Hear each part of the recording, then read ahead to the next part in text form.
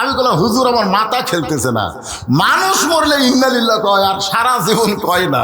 অথচ আল্লাহ বলেছেন যখনই তোমাদের উপরে, যখন ইজা মানে কি যখন, যখন তখন বিপদ আসবে, জোরে কোন কথা ঠিক কিনা, তখন তোমরা বলবে ইন্না লিল্লাহি ওয়া ইন্না ইলাইহি রাজিউন। আমার হুজুর আমাকে বলল মরাটাই হলো সবচাইতে বড় বিপদ, এই জন্যই মানুষ মরলে আমরা ইন্না লিল্লাহ পড়ি। আমি চিন্তায় পড়ে গেলাম আসলেই কি মরাটা বিপদ। এই যে এক ছেলে আমাকে কিন্তু বলেছে, আমি যখন বলছি আপনারা কেমন আছেন, সবাই বলছেন আলহামদুলিল্লাহ।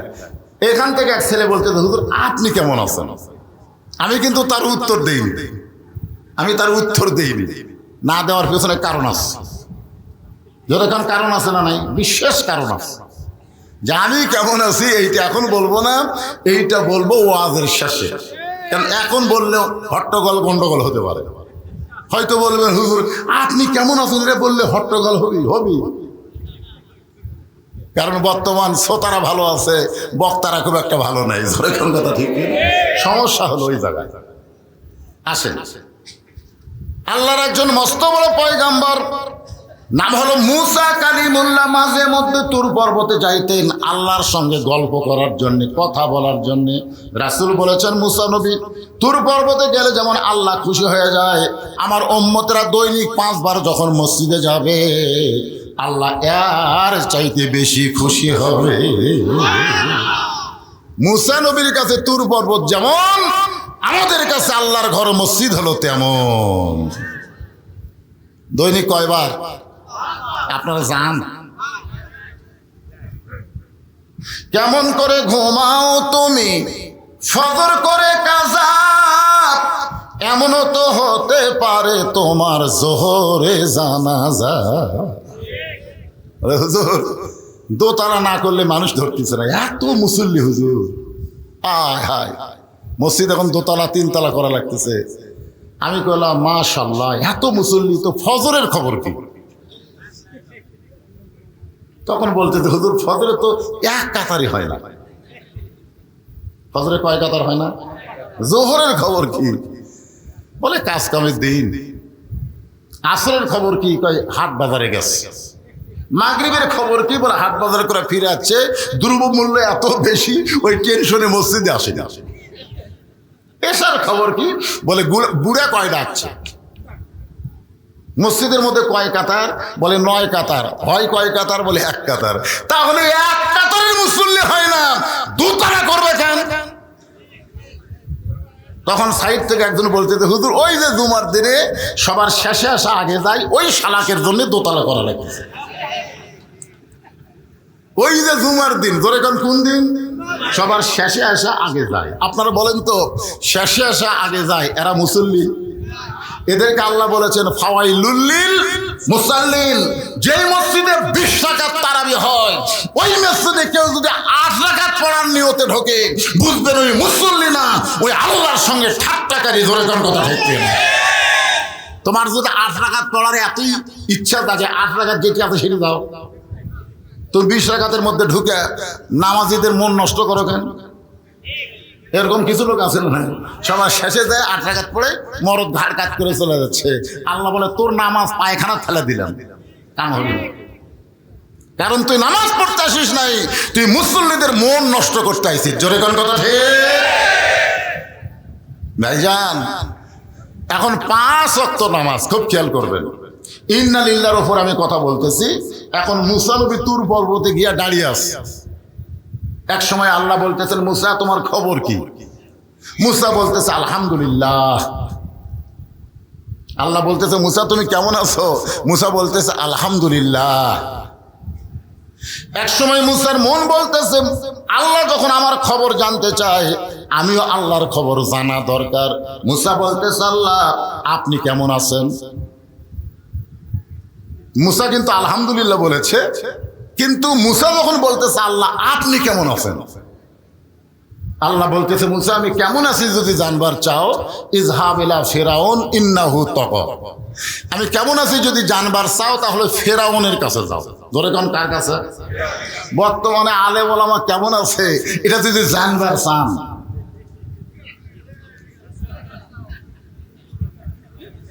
কি জাগা মতো যাওয়ার দরকার আছে না? আসলে মুসা খুব চালাক ছিলেন। আসলে আল্লাহ কেমন আছে দেখা লাগবে, দেখার জন্য ফেরাউনের দরবারে যায়, দেখে ফেরাউন সিংহাসনে বসে একটা জিকির করতেছে, আনা রব্বুকুমুল আলা, আনা রব্বুকুমুল আলা, আমি হলাম সবচাইতে বড় আল্লাহ। মুসা চিন্তা করে, এখনই তুর পর্বতে যার সঙ্গে কথা বললাম তিনি কে আর এটা কে? এই যদি সবচাইতে বড় আল্লাহ হয় তাহলে ওটা কে? কারণ আল্লাহর সঙ্গে যে কথা বলে সে আসল খবর জানে, যেরকম জানে কে জানে না। আল্লাহর সঙ্গে কথা বলা হলো কোরআন শরীফ দেখা, কোরআন শরীফ ধরা, কোরআন শরীফ বোঝা। এই কোরআনের সঙ্গে যারা সম্পর্ক রেখেছে তারাই জানে আল্লাহর খবর কি। যেরকম কথা ঠিক কিনা কথা বলে। এখন মুসা আলাইহিস সালাম দেখতেছে যার সঙ্গে তুর পর্বতে কথা বললাম ওইটাই তো আল্লাহ, তাহলে এটা কে? হাত চুলকাই, যখন হাত চুলকাই তখন আল্লাহ বুঝবার পাশে ফেরাউন মুসা নবী চড় মারবে। যেরকম কি মারবি? কারণ মুসা নবীর হাতও তো আমার পাওয়ার বেশি। এ চড় দিয়ে আজরাইলের চোখেরই মনি উল্টে দিচ্ছে। কি দিয়ে? চড় দিয়ে। এখন যদি ফেরাউনকে একটা চড় মারে, মাসিয়ার কোল থেকে ফেরাউন যখন মুসা নবীকে জোর করে নিবার চায়, এত সুন্দর একটা বাচ্চা দাও দাও, এই কয়ে যেই নিবার চাচ্ছে মুসা মনে মনে কয় তোর জন্য অনেক মাকে তুই হত্যা করেছিস আমাকে দুনিয়াতে আসতে না দেওয়ার জন্যে, আর আমারে করে নিছিস। বাম হাত দিয়ে মারছে চড়, ওই চড়ে ফেরাউনের 4টে দাঁত লড়ে গেছে। জোরে কোন কয় না? কোলের বাচ্চার চড় খেয়ে যদি 4 দাঁত লড়ে। এখন মুসা নবী কত বড় হচ্ছে, আর শালা বলতেছে আনা রব্বুকুমুল আলা, আমি হলাম সবচাইতে বড় আল্লাহ। একটু মনোযোগ দিয়ে শুনবেন। ইন্না লিল্লাহর উপর আলোচনা করতেছি। এক সময় মুসা বলতেছে আল্লাহ আপনি কেমন আছেন, এইটাকে একটু সাইড করে দিয়ে মুসা বলতেছে আল্লাহ আমি আপনাকে একটা প্রশ্ন করব, আপনি একটু উত্তর দিবেন। আল্লাহ বলে মুসা কি প্রশ্ন করবার চাও? মুসা বলতেছে আল্লাহ আমার যা আছে আপনার তা নাই, আমার যা আছে আপনার তা নাই। আল্লাহ বলে মুসা তোমার এমন কি আছে যেটা আমি আল্লাহর নাই? মুসা বলতেছে আল্লাহ আমার মৃত্যু আছে কিন্তু আপনার মৃত্যু না। আল্লাহ বলে ঠিকই তো তাই রে। মুসা বলতেছে আল্লাহ আপনি মারতে পারবেন কিন্তু মরতে পারবেন না। মরার যে মজা, এই মজা আমি মুসা পাবো কিন্তু আপনি আল্লাহ পাবেন না। আপনার বলেন তো মরার একটা মজা আছে না নাই? আল্লাহ কোরআনে বলছেন কুল্লু নাফসিন জাইকা। জাইকা শব্দের অর্থ হলো স্বাদ, জাইকা শব্দের হলো মজা। আল্লাহ বলে মুসা মৃত্যু তোমার কাছে কেমন মনে হয়? মুসা বলতেছে আল্লাহ দুনিয়ার জীবনে আপনি আমাকে যা দিয়েছেন সবচাইতে উত্তম নিয়ামতের নাম হলো মৃত্যু। আল্লাহ কয় মুসা রে মানুষ দুনিয়াতে যে মরবার চায় না, আর এই মরাটা তোর কাছে উত্তম মনে হওয়ার কারণ কি? মুসা বলতেছে আল্লাহ কারণ হলো 3টা। ধরে বলেন কয়টা? 1 নম্বর কারণ হলো না মরলে জান্নাতে যাওয়া যাবে না। এত সুন্দর জান্নাত আপনি বানায় রাখছেন, সেই জান্নাতে যদি আমি মুসা যাবার চাই মরা ছাড়া যাওয়ার কোনো রাস্তা না। বাংলাদেশের মানুষ মরবার চায় না, পুলিশ ধরার ভয়ে গোরস্থানত ঢুকে আছে। প্রত্যেক বাড়ি বাড়ি পুলিশ যে হারে ঘুরতেছে, এখন ওই ভয়ে গোরস্থানে একটা কবর খুঁড়ে ওই জায়গা ঢুকে থাকে। এই 7 তারিখে ভোট হলো না, ভোটের আগে পুলিশ প্রতিদিন বাড়িতে আসে, বাড়িতে নাই, ওই গোরস্থানে শুয়ে থাকে, কবরের মধ্যে শুতে নিচে খেয়ার উপরে কম্বল দিয়ে বউকে বলতেছে খবর কি? বলে যেখানে আছেন ভালো থাকেন, আসেন না। তখন বলে আলহামদুলিল্লাহ আমি নিরাপদে আছি। আপনারা বলেন লোকটা কুটি আছে, বাড়িতে আছে না কবরে আছে? একটা জেতা মানুষ কবরে থাকা রহমত না বিপদ? ইন্না লিল্লাহ। মাঝে মধ্যে কবরস্থানে থাকে কয় আল্লাহ বর্তমান বাংলাদেশের পরিবেশে বাড়ির থাকা গোরস্থানে নিরাপদ। ওই মরার আগেই বুঝা পারছে জোরে কর কথা ঠিক কিনা। কার ভয়ে? আল্লাহর ভয়ে। মনে করেন আল্লাহ আজরাইলকে বলতেছে, মনে করেন বুঝানোর জন্য বলতেছি, একটু পুলিশের পোশাক পরে ওর কাছে যা। আল্লাহর হুকুমে পুলিশের পোশাক পরে গোরস্থানে এসে বলতেছে কে রে ভাই, উনি একটা লাভ ধরে বলতেছে, এই গোপন জায়গার খবর তো কে দিল?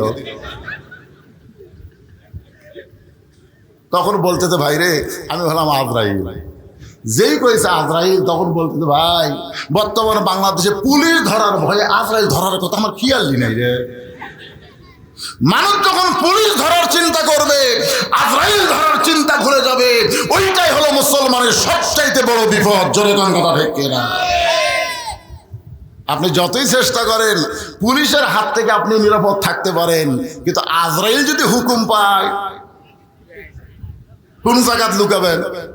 গোরস্থান। যে কোনো সময় আমাদের মৃত্যু হবে।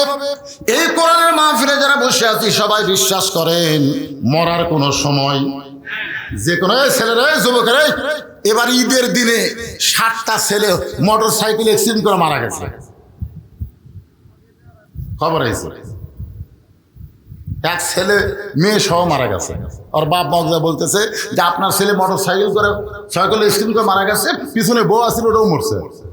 বাপ কয় আমার ছেলে তো বিয়েই করেনি, বউ কুটি গেল। লাশ নিবার যায় দেখে বেটার মাথা ধরে উইও মরছে। বাপ কয় বিয়ে করেনি, কাকলে ঘুরতেছে। বিয়া না কইরা মেয়ে নিয়ে ঘরে ঈদের দিনে ফিল্ডিং মারে, ছোট বাচ্চার হাতে ফটকা তুলে দেয়। এইটাই মুসলমানের সবচাইতে বড় বিপদ। জয়গান কথা ঠিক কিনা? ইন্না লিল্লাহ। কখন পড়া লাগবে আর কখন পড়তেছি?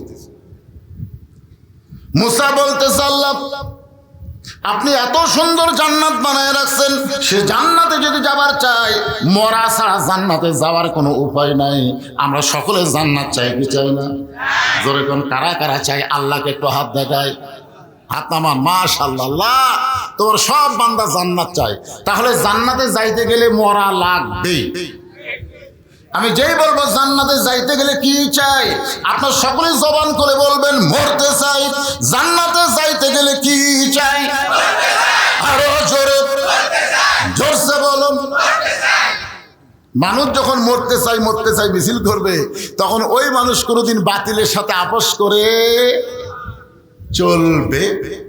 কারণ মরাই লাগবে তখন, কিসের বাতিল? কিন্তু আজকে আমাদের বাংলাদেশে জীবন বাঁচান ফরজ না ইমান বাঁচান ফরজ? এই অন্তর থেকে কোন বারে দুই কান্দে দুটো ফেরেস্তা আছে, যেরকম আছে না নাই? ওরা কি ইয়ার কি মারার জন্য আছে না লেখার জন্য আছে?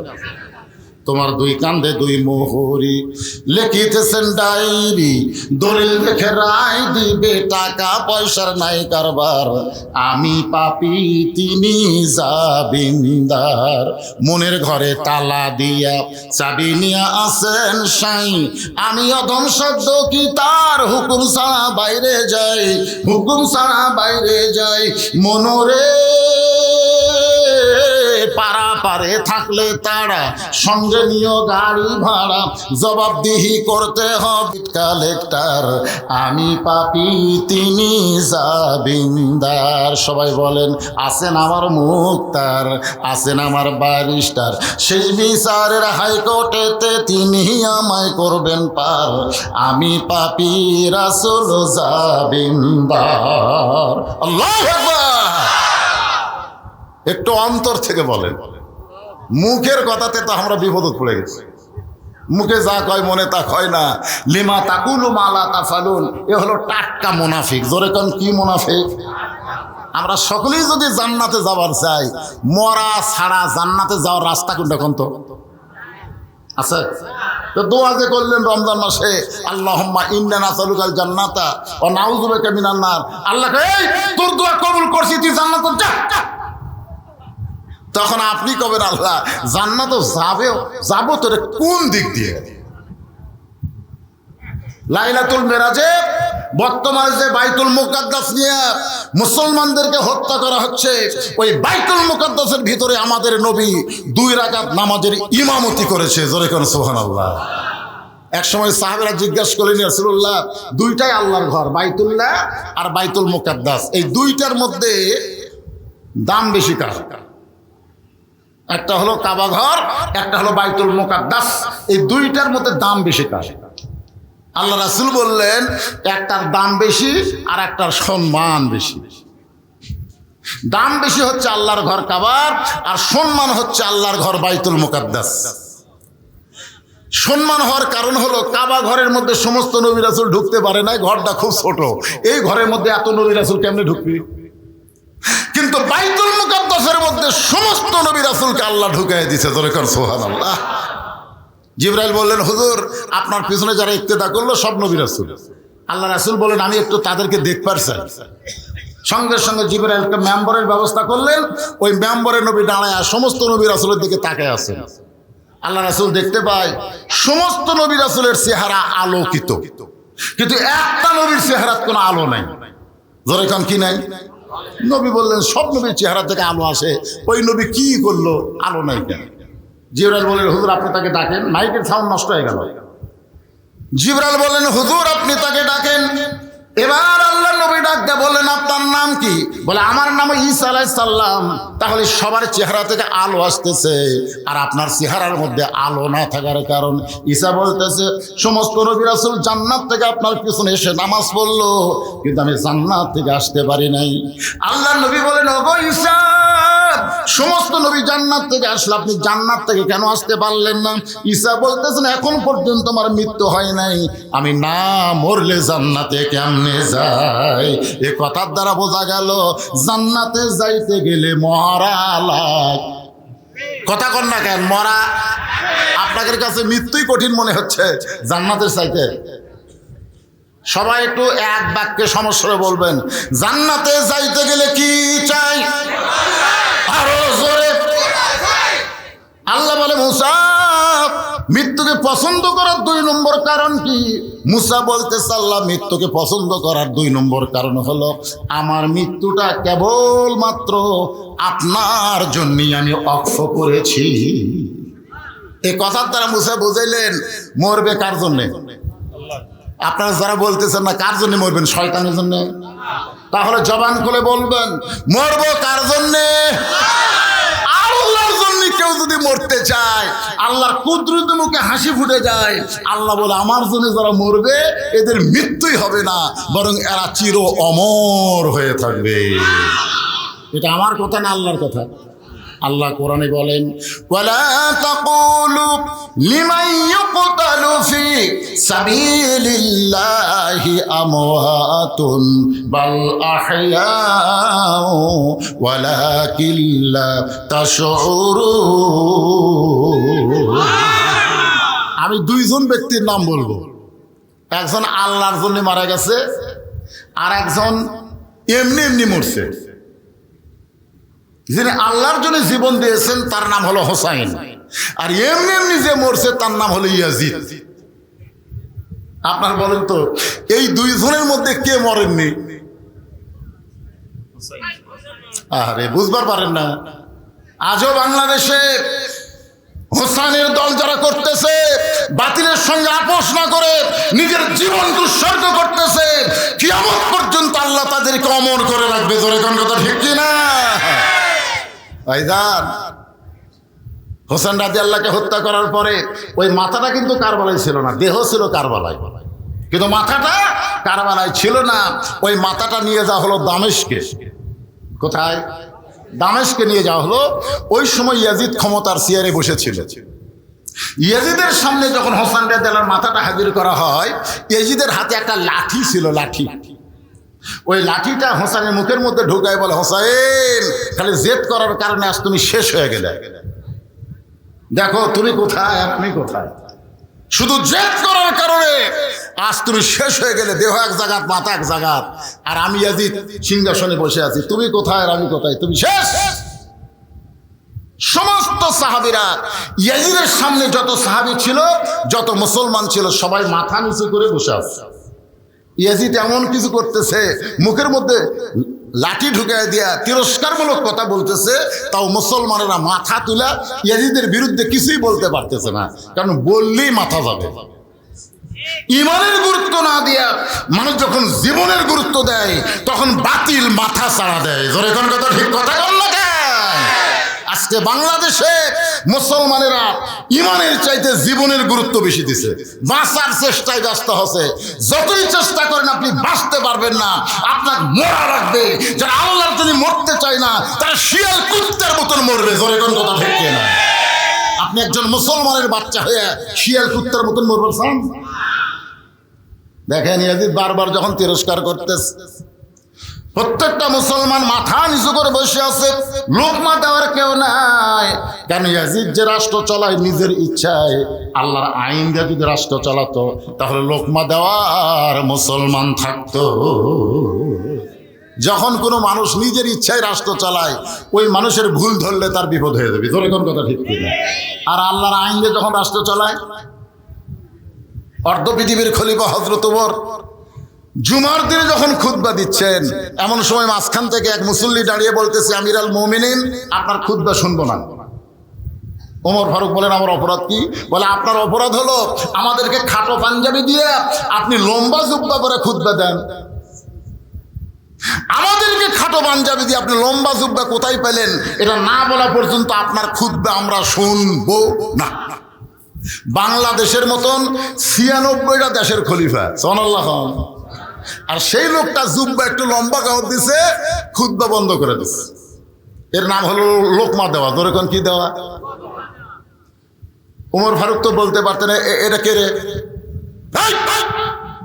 ওয়াজের দিকে না তাকায় আমার জুব্বা দেখলো, না, এ কথা হযরত ওমর কয়নি, কারণ সবাই খাটো, তিনি লম্বা, লোকমা দেওয়া ঠিক আছে। ওমরের চোখ দিয়ে যখন দরদর করে পানি পড়তেছে, এমন সময় ৬ লক্ষ হাদিসের হাফেজ আব্দুল্লাহ ইবনে ওমর বাবার পাশে দাঁড়ায় বলতেছে, রে নবীর সাহাবীরা, তোমরা খাটো পাঞ্জাবি হলেও নতুন কাপড় পরে আজকে জুমার নামাজ পড়তেছো, কিন্তু আমার পরনে দেখো নতুন কোনো কাপড় নাই। ওসমান গনি বলতেছে, আব্দুল্লাহ, আজকে জুমার দিনে সবাই নতুন কাপড় পরছে, অথচ তুমি পুরাতন কাপড় পরে কেন মসজিদে? আব্দুল্লাহ বলতেছে, আমি যদি নতুন কাপড় পরতাম তাহলে আমার বাবার জুব্বা লম্বা হতো না।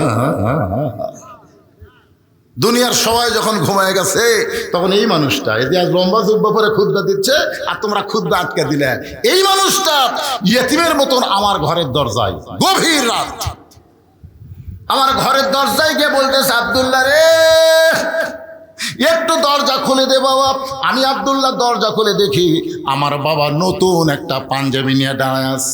আমি বললাম, বাবা, বাইতুল মাল থেকে একটা পাঞ্জাবি আমার দিল, আপনি গভীর রাত্রে আর একটা দিবার আইছেন।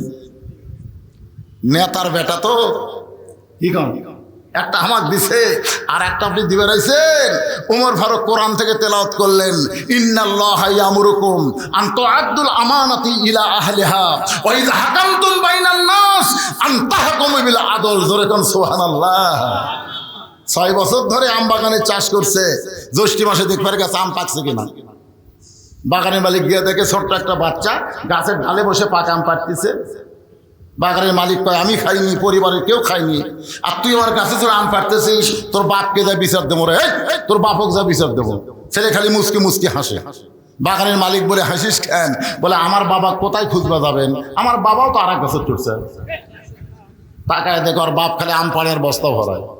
গাছের নিচে বসে কান দেয়ার বলে, আল্লাহ, বিচার দেবো কার কাছে? বেটাও চোর, বাপও চোর। আজকে বাংলাদেশের বিচারের অবস্থা এমন হয়ে গেছে। জোরে তোর কথা ঠিক কিনা? কার কাছে বিচার দিবেন? মুরগি চোরাক মেম্বরের কাছে নিয়ে যাচ্ছেন, মেম্বর গম চুরি করে, চাউল চুরি করে। জোরে তোর কথা ঠিক কিনা? চোর কোনোদিন চোরের বিচার করতে পারে না। আব্দুল্লাহ বলতেছে, বাবা, তাহলে গভীর রাত্রে এই পাঞ্জাবি নিয়ে আমার দরজায়। ওমর ফারুক বলে, আব্দুল্লাহ রে, এই পাঞ্জাবিটা বাইতুল মাল থেকে আমার জন্য বাজেট করেছে, আমি পরে দেখি পাঞ্জাবিটা খাটো। আগামীকাল জুমার দিনে এই খাটো পাঞ্জাবি পরে আমি যদি খুতবা দেই তাহলে বলতো তোর কেমন লাগবে? আব্দুল্লাহ আফসোস করে বলে, বাবা, তাহলে আপনি পুনরায় বলেন লম্বা একটা জুব্বা যেন আপনাকে ব্যবস্থা করে। ওমর ফারুক বলে, বাইতুল মালের কাছে আর আমি যাব না, আমি তোর কাছে আইছি বেচা, তোর পাঞ্জাবিটা যদি আমারে দান করে দেস, আর তোর টামারটা মিলে আমি একটু লম্বা জুব্বা পরে খুতবা দিবার চাই। আমি আমার বাবাকে আমার অংশ দান করেছি। সারা রাত ধরে বাবা তার কাপড় আমার কাপড় একত্র করে লম্বা জুব্বা বানায় এখন খুতবা দেয়। এখন বলো, খুতবা শোনা যায় কি না যায়?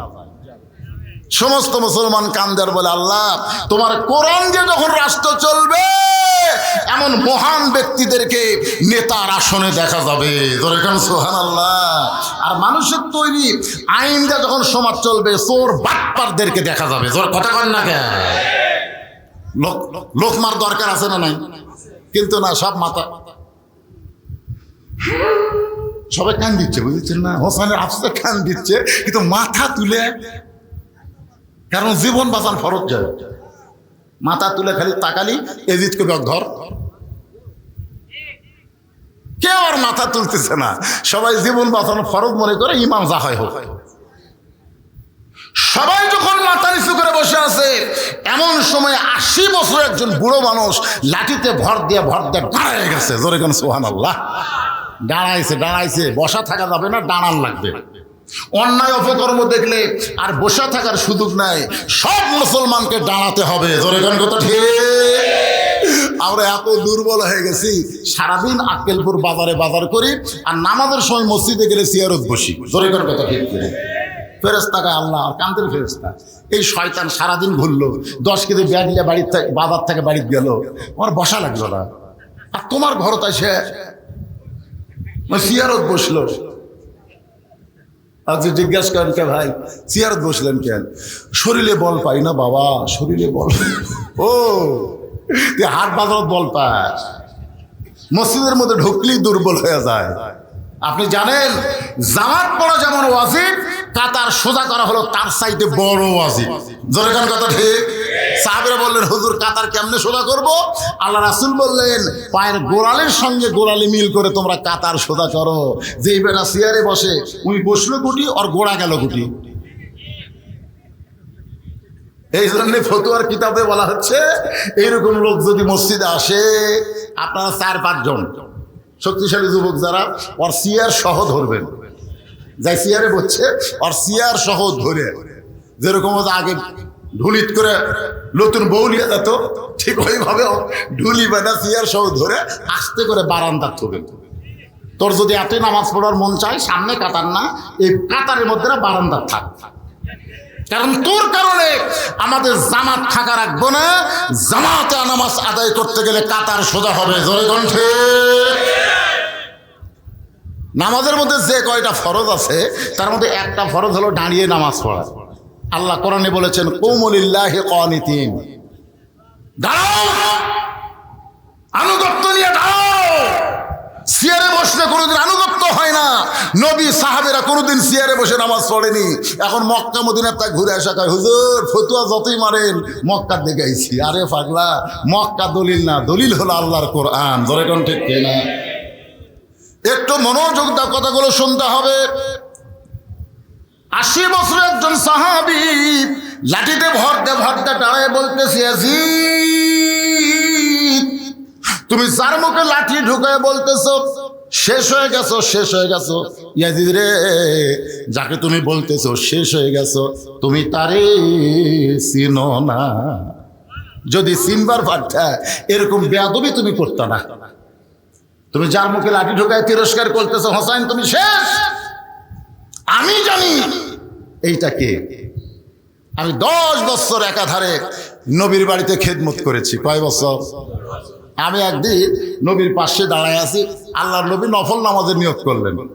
নবী যখন রুকুর থেকে সেজদাত গেছে, এমন সময় যার মুখে লাঠি ঢুকাইছো ওই হোসেন তখন ছোট্ট ছিল, কুত থেকে দৌড়ে এসে নবীর পিঠে চড়ে বলতেছে, চল ঘোড়া চল, চল ঘোড়া চল।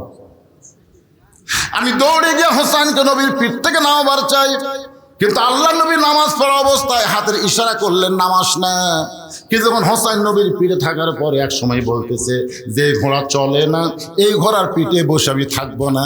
এবারে ছোট্ট হোসেন রাগ করে যখন চলে যায়, এক সময় নবী নামাজ শেষ করে যখন সালাম ফেরায়, আমি বললাম, ইয়া রাসূলুল্লাহ, হোসেন বেয়াদবি করতেছিল আপনার পিঠে চড়ে, চল ঘোড়া চল, চল ঘোড়া চল।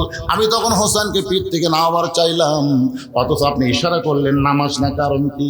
রাসূল বলে, আনাস রে, আমি হোসেনকে পিঠ থেকে নামাবার চাইছিলাম, কিন্তু নামাজের মালিক আল্লাহ ডাকল, হাবিব আপনার পিঠে চড়েছে এই বাচ্চা ঘোড়া খেলতেছে, আমি আল্লাহ তাকে এতই ভালোবাসি, যতক্ষণ আপনার পিঠে বসে থাকবে আপনি তাকে পিঠ থেকে নামাবেন না। যে হোসাইন নানার পিঠে চড়ে চল ঘোড়া চল ফল ঘোড়া চল বলে, নানা যাকে আদর করে মুখের চুমা খায়, আর তুমি সেই মুখের মধ্যে লাঠি ঢুকায় বলতেছ হোসাইন তুমি শেষ শেষ। সাহাবীরা নবীর ওয়াজ শুনতেছে, পাগলের মতন নবী যখন কথা বলে সাহাবীরা অন্তরের খাতায় সেটা নোট করে, জোরে কোন সুবহানাল্লাহ। পাগলের মতন যখন আলোচনা শুনতেছে, এমন সময় হোসাইন দূর থেকে বলতেছে, নানু ভাই সারাদিন খালি সাহাবীর নিয়ে থাকবা, আমাকে নিবা না? আমি একটু তোমার কাছে যাবার চাই।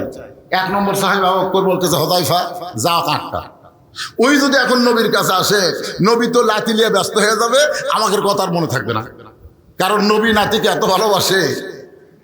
আবু বকরের কথা মতো হুযায়ফাতুল ইয়ামিন এক দৌড়ে গিয়ে হোসেনকে বুকের মধ্যে নিয়ে বলে, হোসাইন এখন তুমি নানার কাছে যাইও না, কারণ তোমার নানা এত দামি দামি ওয়াজ করতেছে আর সাহাবীরা পাগলের মতন ওয়াজ শুনতেছে, এখন নানার কাছে যাইও না।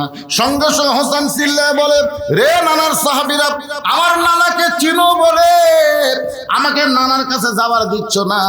আজকে শুনে নাও, যে নানার ওয়াজ শুনতে তোমরা পাগল, ওই নানার চাইতে আমি কোনো অংশে ছোট না। যেই কইছে কোন অংশে ছোট না, সঙ্গে সঙ্গে ওই সাহাবীদের মধ্যে একজন ওয়াজ শুনতেছিল, তার নাম হলো আলী। ধরে কেন তার নাম কি?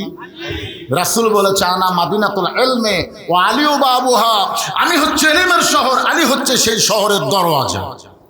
তাহলে কেমন শ্রোতা চিন্তা করেন। কিন্তু এই কথা শোনার পরে আলী আর বসে থাকলেন না, এক দৌড়ে এসে হুযায়ফার কোল থেকে হোসেনকে কায়দা নিয়ে বলতেছে, এই পুচকা কার সঙ্গে তুলনা করিস?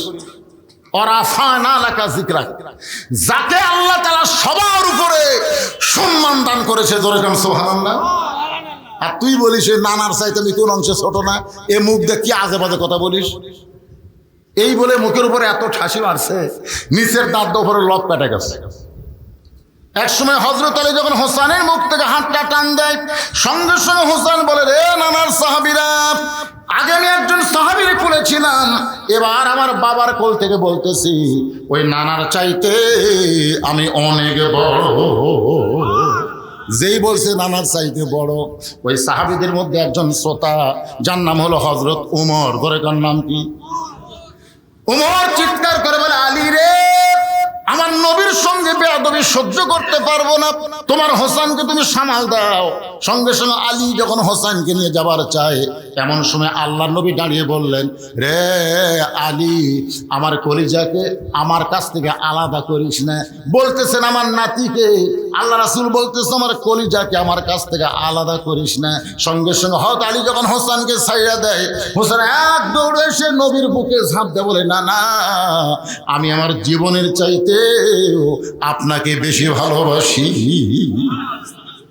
না না, আপনার ওই সাহাবী আপনার কাছে আশীর্বাদ দেয়নি, এ কারণে রাগ করে বলছি নানার চাইতে ছোট না। কিন্তু আমার বাপ কি কাম করলো দেখেন, দেখেন লব পেটা অক্ত বের করে দিছে, রাগ করে বলছি নানার চাইতে অনেক বড়।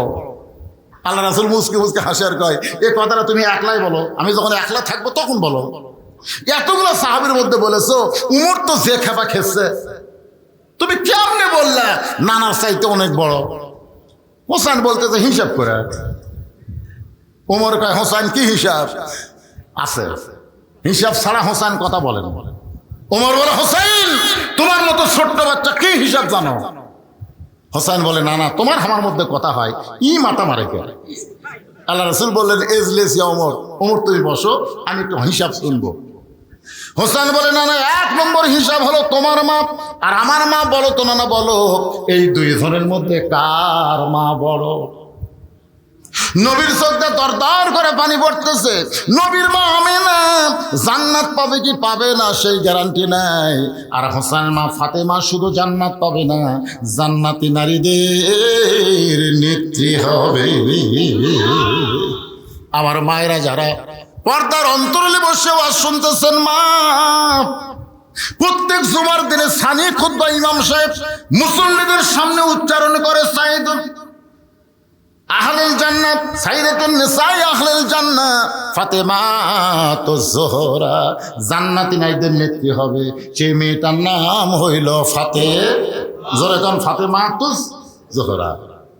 আমার মায়েরা শোনেন, নবী মাঝে মধ্যে ফাতেমার ঘরে এসে বলতেন, ফাতেমা তুই নবীর মেয়ে হওয়ার কারণে জান্নাতে যাবি, এইটা কখনোই মনে করিস না।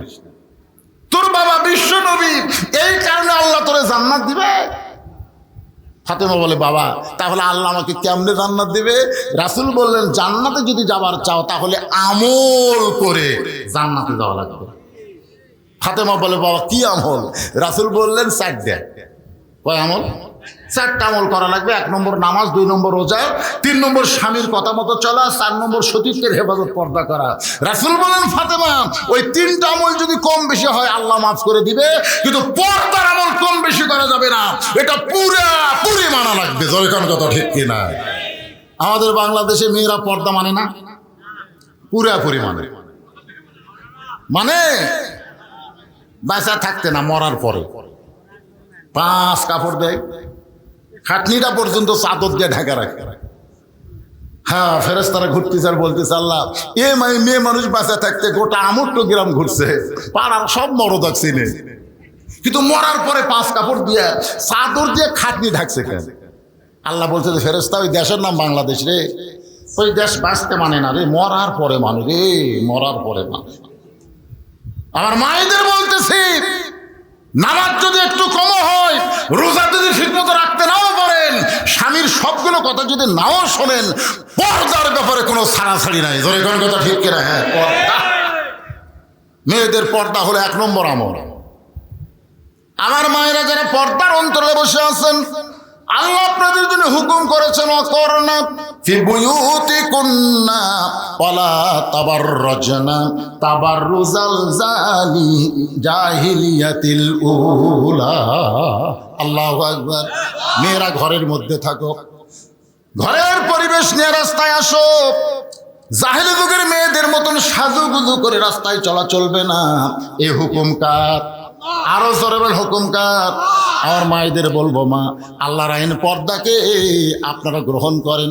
পর্দার মধ্যে যদি থাকেন, আল্লাহ আপনার পেট থেকে এমন একটা সন্তান দিবে, ওই সন্তান আল্লাহর ওলি হবে। পর্দা নিশি মায়ের পেট থেকে যেই সন্তানগুলো আসবে, আল্লাহর ইসলামী আন্দোলনের সৈনিক হবে। বেপর্দা নারীর পেট থেকে যারা আসবে, তারা কোরআনের সৈনিক হতে পারবে না। ধরে কোন ঠিক কিনা?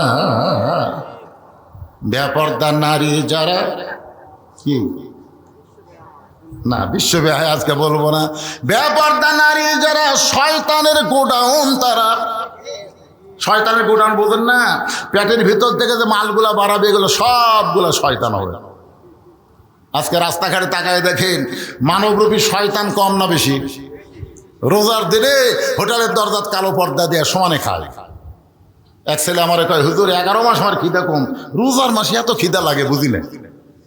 আমি বললাম, তোর মার কাছে গিয়ে বল তো কেন খিদা লাগে। তোকে আমার মা কেমনে যাবে জানবে? আরে বলেই দেয়। ও মায়ের কাছে গিয়ে বলতেছে, মা 11 মাস আমার খিদা কম, রোজার মাসে এত খিদা লাগে কেন?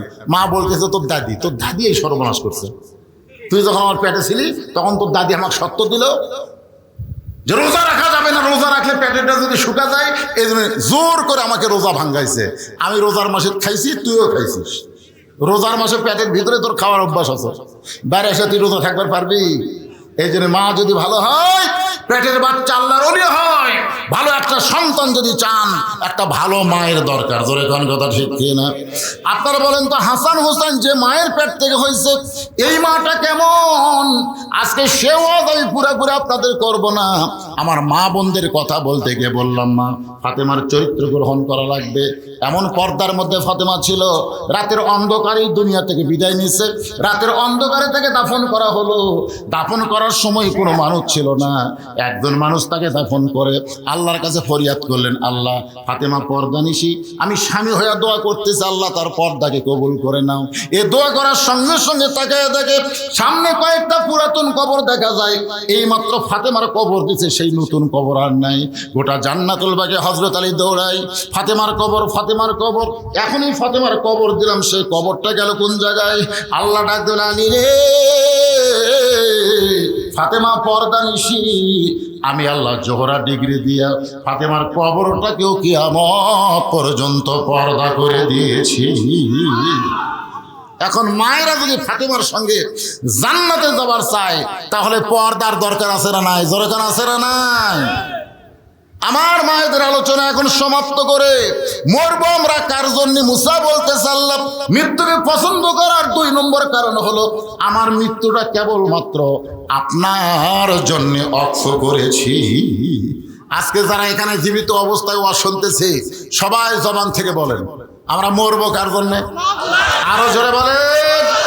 যে লোকটা বলতেছে না ও মরবে, যে বলতেছে ও মরবে, কিন্তু 2 জনের মরা এক হবে না। আজকে যারা আল্লাহর জন্য মরতে চায় না, মুখ খোলে না, মরার আগে উ করে মরবি, ওর মুখত কলেমা উচ্চারণ হবে না। আর যারা বলতেছে আল্লাহর জন্য মরবো, মান সাআলাল্লাহু তাআলা আশ-শাহাদাতা বিসিদকিন বাল্লাগা, হাদিসের হাফেজা কে? মা আয়েশা। সর্বোত্তম ইসলাম গ্রহণ করছে কে? মা খাদিজা। সাল্লাল্লাহু করেন না? এরপরেও তারা জান্নাতের এদের নেত্রী হবার পারবে না, জান্নাতের এদের নেত্রী ফাতেমা হবে। এমনি এমনি একটাই আমল বেশি ছিল, পর্দা। জোরেকার নাম কি? রাসূল বললেন ফাতেমা তোমার মা আয়েশা আমার সঙ্গে হজে যাবার চাই, তুমি কি যাবা? ফাতেমা বলতে তো হজের কি দরকার, আপনি 4টা আমল করছেন, তার মতো হজ নাই। হজ আছে নামাজ, রোজা, স্বামীর কথা মতো চলা, আর সতীত্বের হেফাজত পর্দা করা। এই 4টা আমল করলে 8টা জান্নাত। সুবহানাল্লাহ না? মা ফাতেমা হজ করেনি রে, আর এখনকার মেয়েরা হজ করতে পাগল। আপনি একলাই যাবেন, আমাকে নিবেন না। অধিকাংশ মরদ মানুষ বউলে হজ করবার গেলে হজ হচ্ছে না, খালি বউ হেরা যায়। খালি বউ কি হয়? হেরা যায়। আমি তাই বলে বলতেছি না মা বোনদের হজ করা যাবে, তা না। মা বোনদের হজ করা যাবে যখন তাদের উপর আল্লাহ হজকে ফরজ করে দিবে। ঠিক কিনা বলেন? এই কথা কান ঠিক কিনা? হ্যাঁ। তবে মা বোনরা ইচ্ছা করলেও আমরা করতে পারে। মা আয়েশা হজ করতে গেছিলেন, মা ফাতেমা হজ করেননি। কারণ হজ করতে গেলে অনেক সময় পর্দার খেলাপ হয়। হজ করাও ফরজ স্বাবলম্বীর জন্য, আর পর্দা মানা হলো দায়মি ফরজ। এই 2 ফরজের মধ্যে পর্দার গুরুত্ব বেশি। জোরে কোন কথা? ঠিক কথা কন না? হ্যাঁ। অনেকে বলে হুজুর এখনকার মেয়েরা মসজিদে জামাতের সাথে নামাজ পড়বার চায়। বর্তমানে কিছু শায়েক বানাছে, এই শায়েকেরা মেয়েদেরকে মসজিদে আনার ব্যাপারে জনগণকে উৎসাহ দিচ্ছে। দরকার কথা শিখছি না। কতগুলো মরদর ফেসবুকে মুফতি হয়ে বলতেছে মেয়েরা সাথে নামাজ পড়লে তো ভালোই হয়, যুবকদেরকে আর বেড়া ঘুরতে দেখা যাবে না, মসজিদে তারা নামাজ দেখবে মেয়ে মানুষ দেখার জন্য। দরকার কথা ঠিক করে। আজকের মাহফিলে কিন্তু অনেক মেয়েরা আইছে, সব মেয়েরা কেউ আসর বাড়াইছে, অনেক মেয়েরা এসে যুবকদের মিস কল দিছে আজকে ওয়াজের নামে আমরা কিছু একটা কর্ম। দরকার কথা ঠিক করে। তাই রে ওয়াজ শুনবার আইসা তারা সবচাইতে খারাপই করতেছে। কোনো বডিগার্ড নাই, কোনো গার্ড নাই। একটু মনোযোগ দিয়ে শুনবেন। আল্লাহ রাসূল বলে হোসাইন আমার মায়ের চাইতে তোমার মা ফাতেমা আল্লাহর কাছে কোটি কোটি গুণ বড়। হোসেন বলে না না, আমার 2 নম্বর হিসাব হলো আপনার বাবা আর আমার বাবা, এই 2 জনের মধ্যে কার বাবা বড়?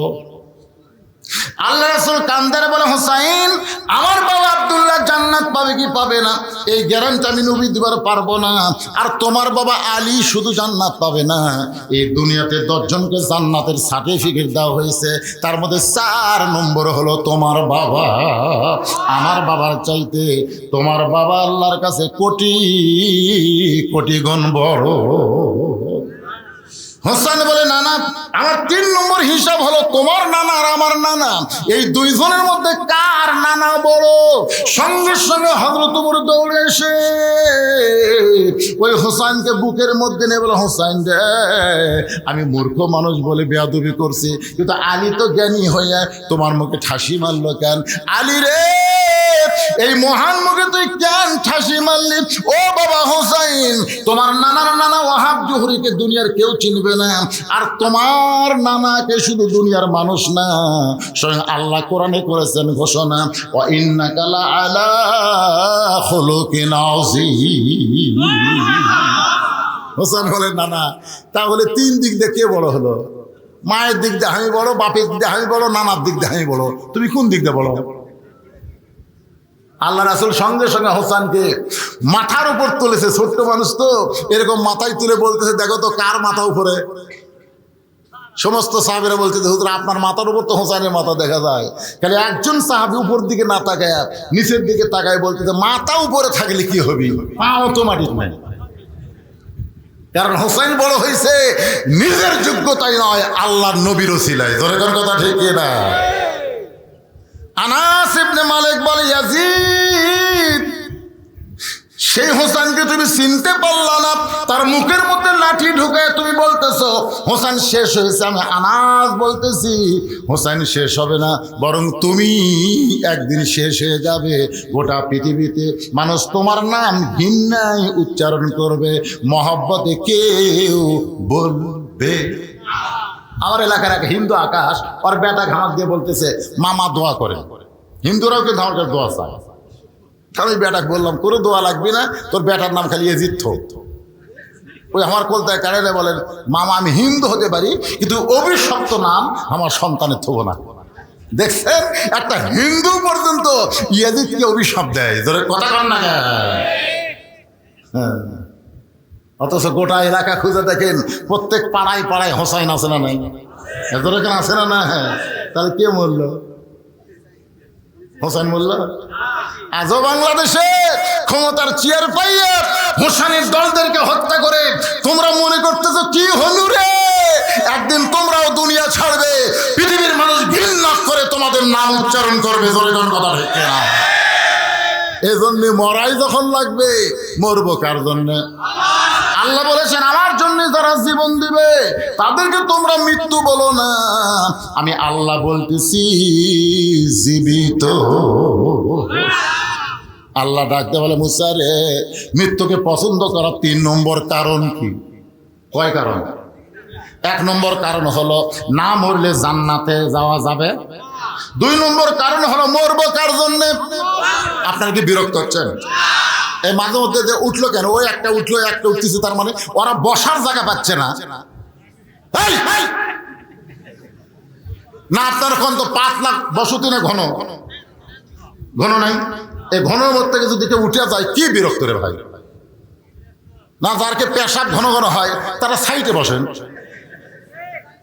মাঝখানে বসলেন কেন? আল্লাহর কোরআন অনুনাজ্জিলু মিনাল কোরআনি মা হুয়া শিফাউ ওয়া রাহমাতুল লিল মুমিনিন। আল্লাহ বলেছেন কোরআনের মহব্বত কলিজার মধ্যে নিয়ে আসুন, কোরআনের ওসিলায় পেশাব জাতীয় যত ব্যারাম আছে আল্লাহ ভালো করে দিবে। জোরে কোন ঠিক না? আপনি কি কবার চান? কোরআনের পাওয়ার কম না বেশি? আর সেই কোরআনে ওয়াজ শুনতেছেন মৃত্যুকে পছন্দ করার 3টা কারণ, 2টার কারণ কেবল কইছি, 3 নম্বর মজার কারণ এখনো বলিনি। ওঠেন কেন ভাই? সারা রাত চলবি না?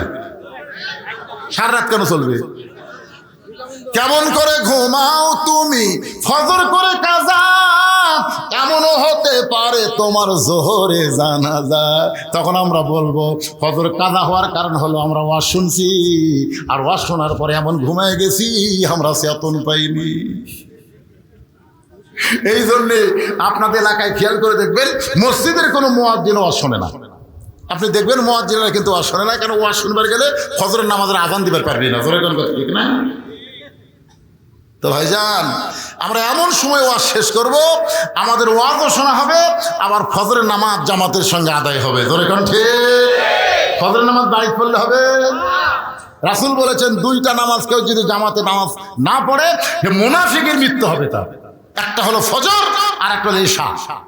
এই 2টা নামাজ আমাদের জামাতে আদায় করা লাগবে। কথা কন না কেন? কথা কন না কেন? বাড়িতে খালি হোকা হোক মারতেছেন হবে না। ফজরের নামাজ যদি আমরা জামাতে পড়তে চাই সময় মতো আলোচনা শেষ করব। এবার মৃত্যুকে পছন্দ করার 3 নম্বর কারণ বলার আগে আমি একটা গান গাবো। গানটা একটু মনোযোগ দিয়ে শোনেন যুবকেরা। তোমরা তো বহু গান পাচ্ছ, এখন আবার নতুন একটা গান বাড়াইছে।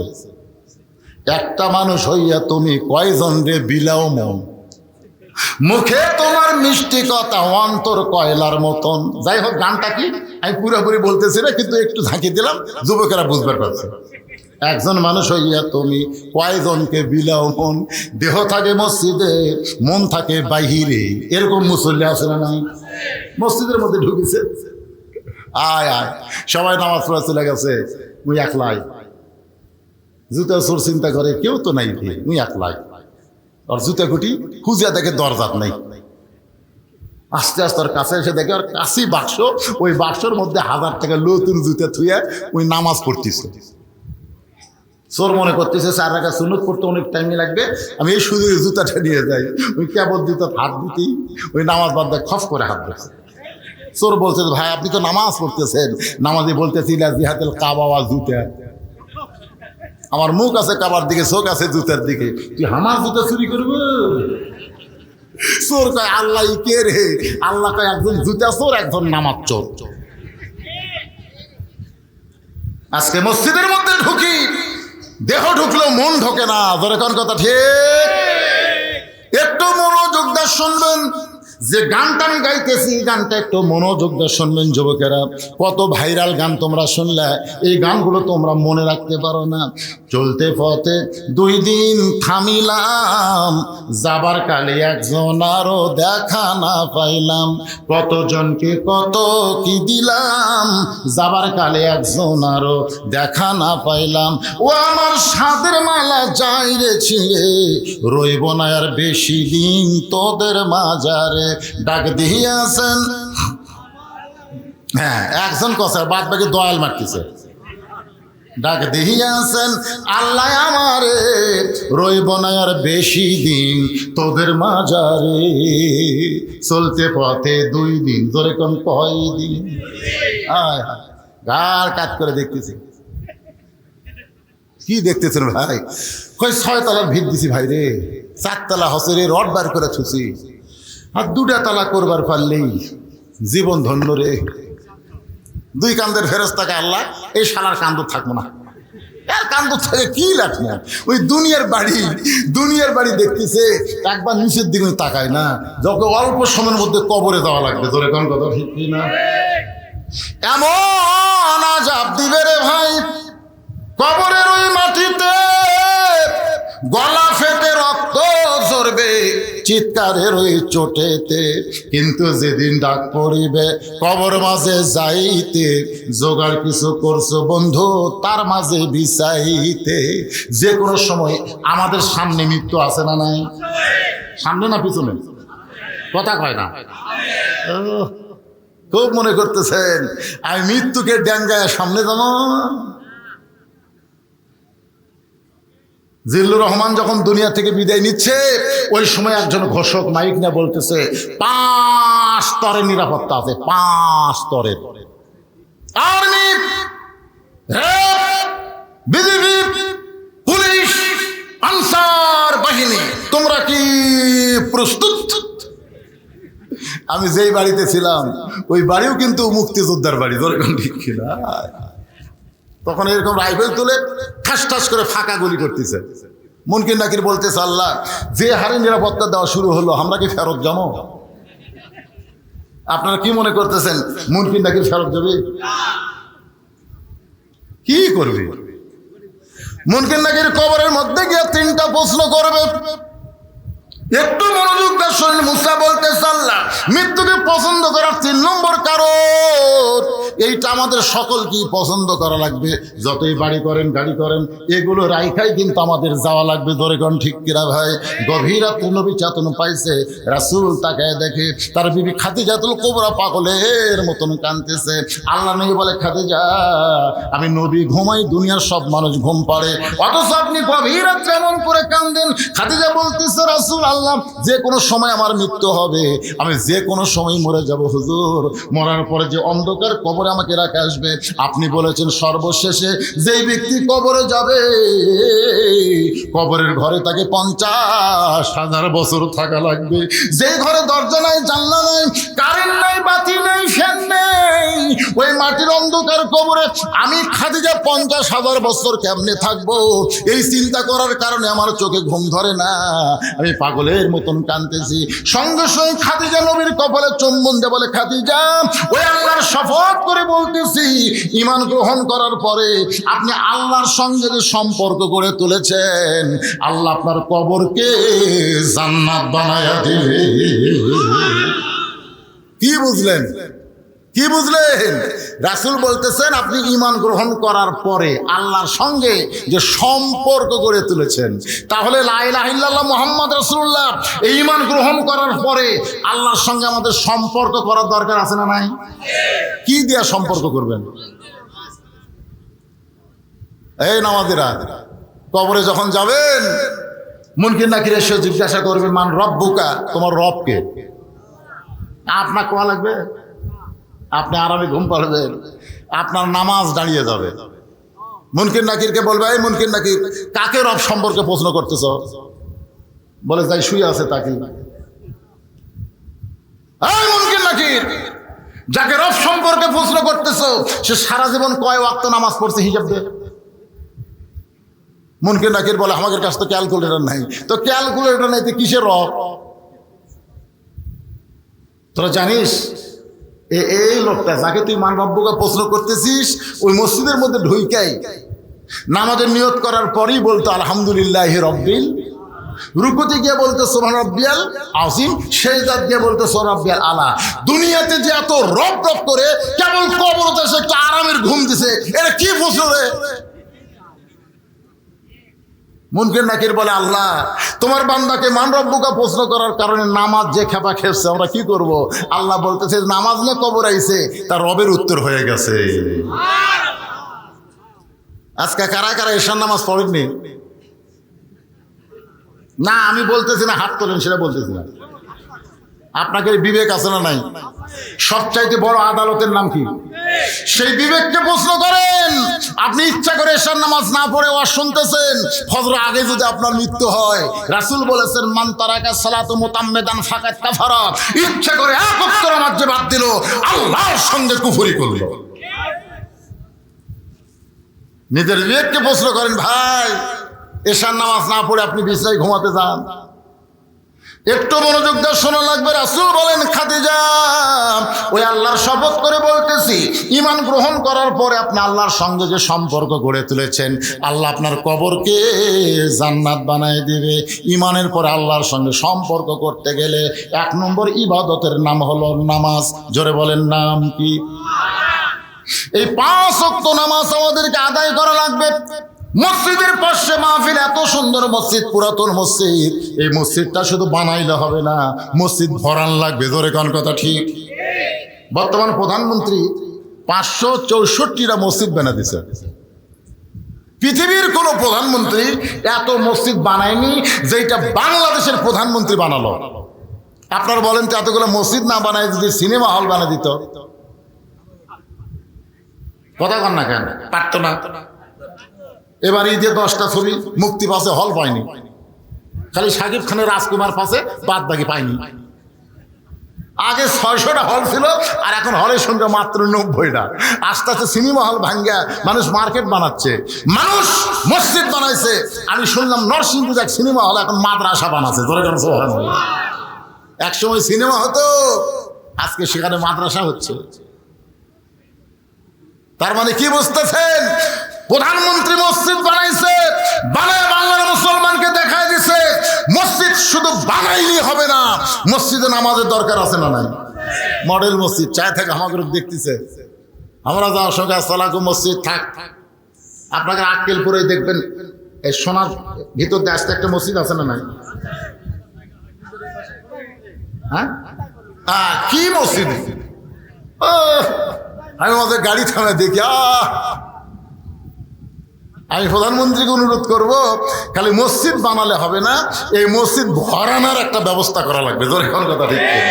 আল্লাহ কোরআনে বলেছে আল্লাযীনা ইম্মাক্কান্নাহুম ফিল আরদ, মুসলমানের মধ্যে কাউকে যখন ক্ষমতা দেওয়া হবে, মুসলমানের কেউ যদি প্রধানমন্ত্রী হয়, তার 1 নম্বর দায়িত্ব হলো পদ্মা সেতু নির্মাণ করা, 1 নম্বর দায়িত্ব হলো 564 মসজিদ করা, 1 নম্বর দায়িত্ব হলো 8 রাস্তা ওসার করা, ফুল লাইন রাস্তা করা। এগুলো একটাও 1 নম্বর দায়িত্ব না।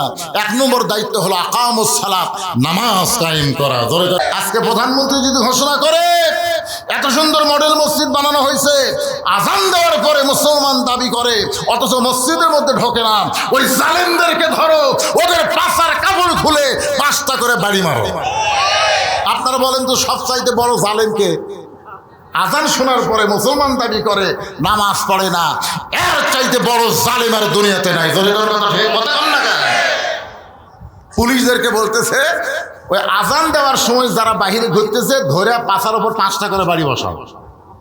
আজকে আমি পুলিশ ভাইকে বলবো, আলেমদেরকে না ধরে জালিমদের ধরেন।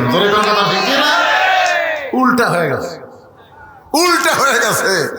জালেমদের না ধরে আলেমদের ধরতেছে। আপনি কি মনে করতেছেন খালি সরকারে আইন করে দেখুন 5টা করে বাড়ি বসালে মুয়াজ্জিন আজান দেওয়া লাগবে? আজানের আগেই খালি ঘড়ি দেখবি। আমি সরকার প্রধানকে বলবো, শুধু মসজিদ বানালে হবে না, আল্লাহর সঙ্গে সম্পর্ক গড়াইতে গেলে আমাদের যুবকদেরকে নামাজ আদায় করা লাগবে। হয়তো বলতেছেন হুজুর যুবক বয়সে কেন? আর নামাজ এমন একটা ইবাদত ভাইজান, এইটা সব বয়সে হয় না। নামাজটা ধরতে হবে 7 বছর থেকে তালিম, আর 10 বছর থেকে জোর করে। এই নামাজটা যদি আদায় করতে পারেন, সম্পর্ক হবে কার সাথে? রাসূল বলে, খাদিজা ওই আল্লাহর শপথ করে বলতেছি, ঈমান গ্রহণ করার পরে আল্লাহর সঙ্গে সম্পর্ক করেছেন, আল্লাহ আপনার কবরকে জান্নাত বানায়া দিবে। খাদিজা বলতেছে, ইয়া রাসূলুল্লাহ, আমার বিশ্বাস আমার কবর আল্লাহ জান্নাত বানায় দিবে, কিন্তু হুজুর আপনার কাছে যদি কিছু চাই আপনি কি আমার দিবেন না? রাসূল বলে, খাদিজা নাউজুবিল্লাহ, 3 বার বলো নাউজুবিল্লাহ, নাউজুবিল্লাহ, নাউজুবিল্লাহ। নবী বুঝাই দিলেন, কেউ যদি কিছু পাবার চাও আল্লাহ ছাড়া নবীর কাছেও চাওয়া চলবে। আল্লাহর ধন নবীরে দিয়ে, আল্লাহ আছে গায়েব হইয়া, নবীর ধন খাজানিয়া শুয়ে আছে আজমিরে, কেউ ফিরে না খালি হাতে, খাজারে তোর দরবারেতে। ইয়াকা নাবুদু ওয়া ইয়াকা নাস্তাইন। নামাজের মাধ্যমে বান্দার সম্পর্কে আল্লাহর কাছে এমন হবে, ওই বান্দা জীবন দিবে কিন্তু আল্লাহ ছাড়া অন্য কারো কাছে সাহায্য চাবে না। জোরে কথা ঠিক না? একমাত্র সাহায্য করার মালিক কে? ফিলিস্তিনি মুসলমান প্রতিদিন মসজিদে যায়, কেউ নামাজ আদায় করার পারে, আর কেউ দুনিয়া থেকে বিদায় নেই, প্রতিদিন যায়। ঈদের দিনেও গুলি করা হলো, 122 জন ফিলিস্তিনি মুসলমানকে ওরা হত্যা করলো। এরপরেও মুসলমান কিন্তু যাওয়া বন্ধ করে দেয়নি। কেন যাচ্ছে? কেউ আদায় করতেছে নামাজ, আর কেউ আল্লাহর কাছে পৌঁছে যাচ্ছে। ধরে এখন সুবহানাল্লাহ। একটু মনোযোগ দেন। খাদিজা বলে, ইয়া রাসূলুল্লাহ, আপনি 3 বার নাউজুবিল্লাহ বলার কথা কেন বললেন? 3 বার নাউজুবিল্লাহ বলার কথা কেন বললেন? রাসূল বলে, খাদিজা আল্লাহ ছাড়া নবীর কাছেও চাওয়া চলবে না। খাদিজা বলে, হুজুর আপনার কাছে এমন একটা জিনিস চাই, সেইটা আল্লাহর দেওয়ার মতন ক্ষমতা নাই।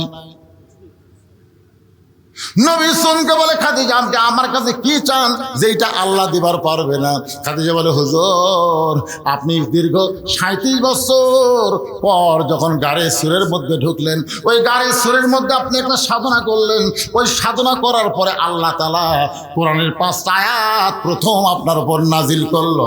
প্রথম কোরআনের 5টা আয়াত, জোরে বলেন কয় আয়াত? খেয়াল করেন হুজুর, আপনি আর গাড়ে সুরের মধ্যে যান, গাড়ে হীরার মধ্যে যান নাই, জাবালে নূরের মধ্যে আপনি যান নাই। আপনি আসার পরে আমি খেয়াল করে দেখলাম আপনি পরনের যে জুব্বাটা, যেই জুব্বা পরা অবস্থায় ফেরেশতা জিবরাইল আপনার সঙ্গে কোলাকুলি করছে, যেই জুব্বা পরা অবস্থায় আল্লাহ তাআলা আপনার উপর কোরআন আয়াত নাজিল করছে, ওই জুব্বাটা আপনি যত্ন করে রাইখা দিয়েছেন। আমার মনে বড় আশা, আমি মরে যাওয়ার পর এই জুব্বাটা আমার কাফনের কাপড় দিয়ে দিবেন। হুজুর ওই জুব্বাটা যদি কাফনের কাপড় পায়, আমার বিশ্বাস কবরের কোনো আযাব এই খাদিজার দেহ স্পর্শ করবে না। কারণ এই জুব্বা সাধারণ কোনো জুব্বা না, ওই জুব্বার সঙ্গে আল্লাহর কোরআনের সম্পর্ক রয়েছে। মুসা বলতেছে, আল্লাহ মৃত্যুকে পছন্দ করার 3 নম্বর কারণ। এই কারণ বলবার জন্য একটা গান গাইছি, গানটা আপনারা বুঝবার পারছেন কিনা জানি না।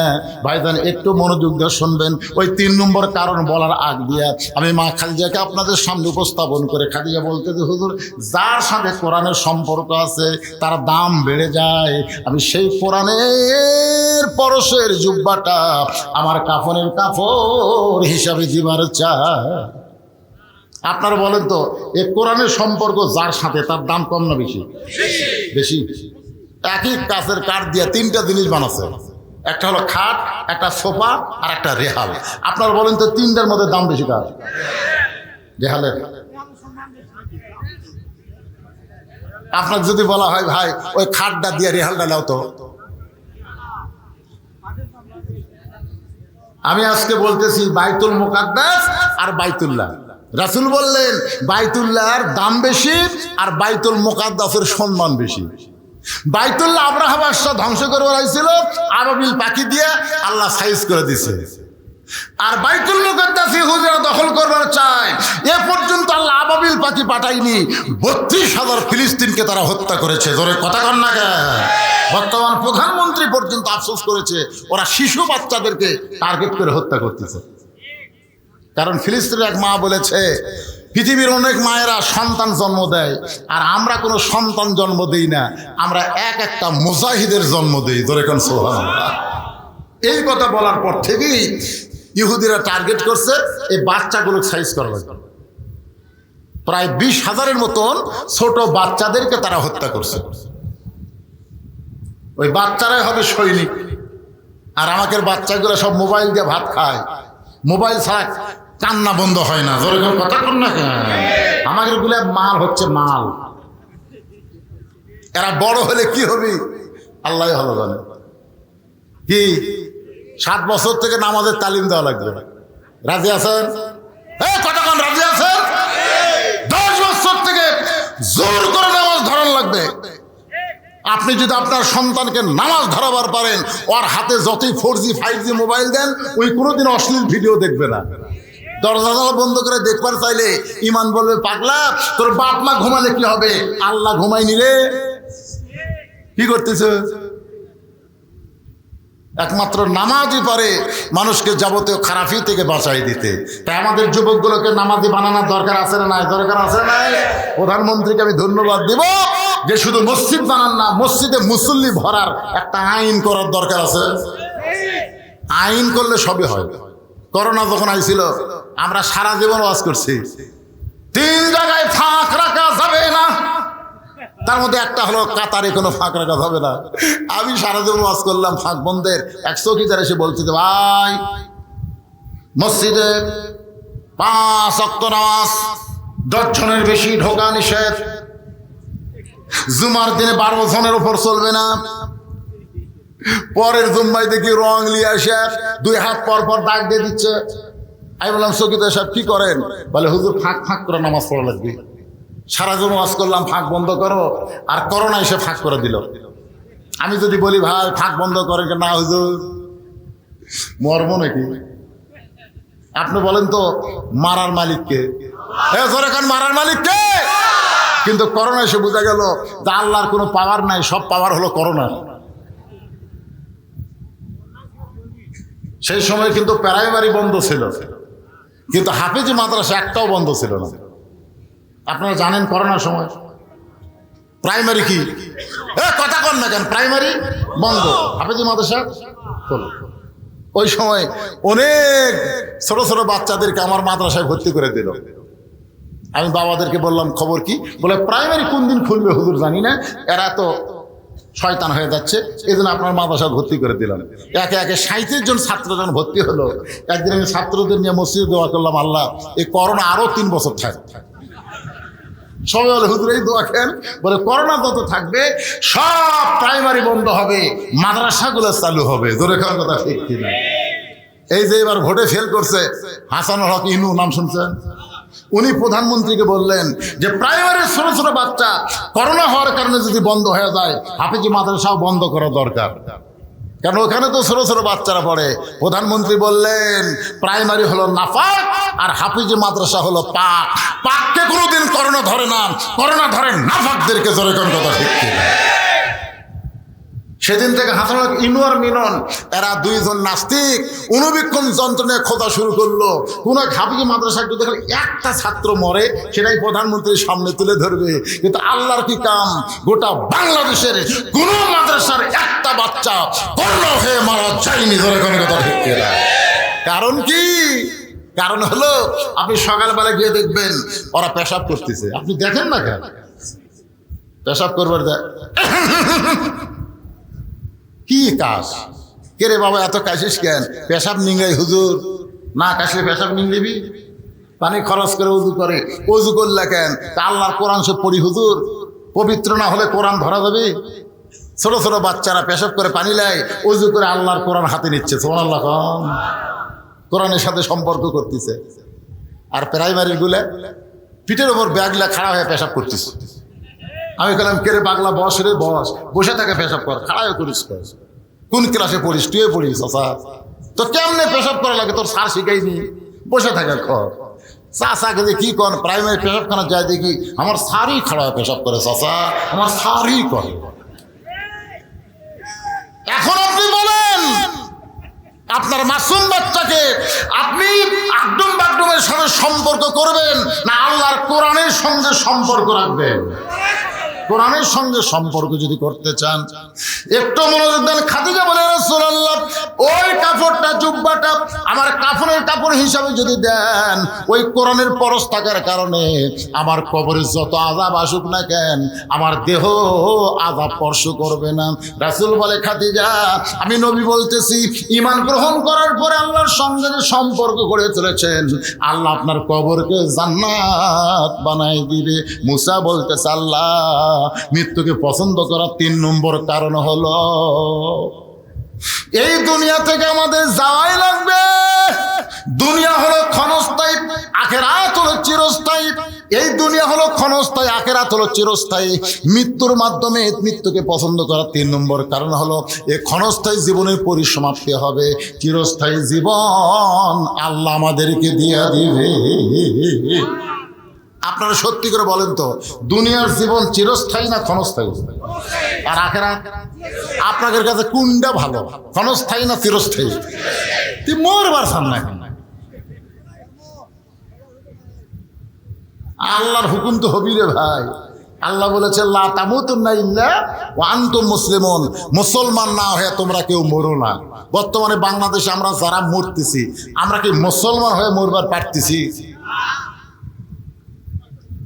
ইমাম গাজ্জালি বলেছেন মরার পরে লাশটা দেখো, পুরুষ মানুষের লাশ দেখো, মরার আগে খুব সুন্দর ছিল কিন্তু মরার পরে সাইজ খারাপ, বুঝবা এই লোকটা বেঈমান হয়ে মারা গেছে। মরার আগে চেহারা খারাপ ছিল, দেখতে কালো ছিল, কিন্তু মরার পরে চেহারা আলোকিত হয়ে গেল, বুঝবা ওই লোকটা ঈমানের সাথে মৃত্যুবরণ করেছে। আমরা যদি ঈমান নিয়ে মরবার চাই, আজকে যে আলোচনা আমি দীর্ঘ সময় ধরে করলাম এই আলোচনা মোতাবেক আমল করার দরকার আছে না নাই? দরকার আছে না নাই? 1 নম্বর আমল হলো আজকে আমরা ফজরের নামাজ জামাতের সঙ্গে আদায় করব। এশার নামাজ কে পড়েননি কে পড়ছেন আমি হাত তুলতে বলি নাই, কিন্তু আজকে আলোচনা শোনার পরে ফজরের নামাজ কারা কারা পড়বেন না, কারা কারা ফজর পড়বেন না ভালো করে শুনেন, কারা কারা ফজর পড়বেন না তারা একটা হাত তোলেন। তার মানে একজন কারা কারা ফজর নামাজ পড়বেন 2 হাত তুলে আমার আল্লাহ দেখায় দেন। লিল্লাহি তাকবীর, হাত নামান।